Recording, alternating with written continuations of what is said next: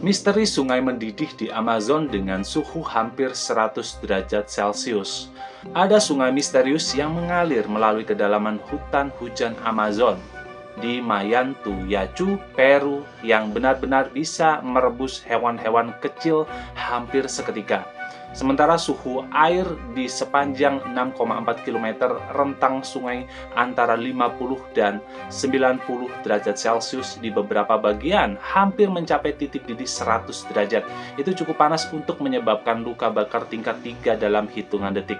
Orang-orang Ashaninka setempat tahu tentang sungai didih misterius ini selama berabad-abad, menyebutnya sebagai Sanai Timpiska, yang berarti direbus dengan panas matahari.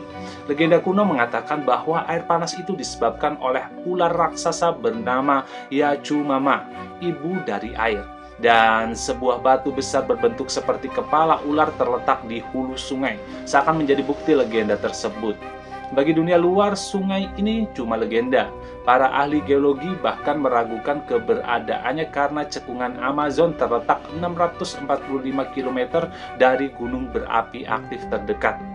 Tapi semuanya berubah pada tahun 2011 ketika ilmuwan panas bumi Andreas Russo memutuskan menyelidiki sendiri setelah mendengar cerita dari kakeknya tentang konquistador Spanyol yang menemukan sungai ini ratusan tahun lalu.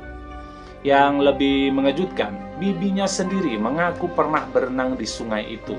Akhirnya, dipandu bibinya, Russo menemukan sungai tersebut dan terkejut saat mengetahui airnya memang hampir mencapai suhu didih.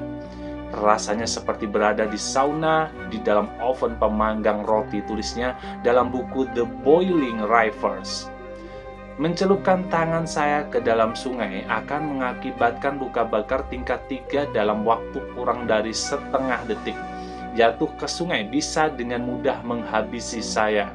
Russo juga mencatat detail mengerikan tentang hewan yang jatuh ke sungai. Hal pertama yang terlihat adalah mata. Mata tampaknya terebus sangat cepat, berubah warna menjadi putih susu. Mereka mencoba untuk berenang, tetapi daging mereka terebus karena panasnya sungai tersebut. Jadi mereka kehilangan tenaga, sampai akhirnya mereka sampai ke titik di mana air panas masuk ke mulut mereka dan mereka termasak dari dalam keluar.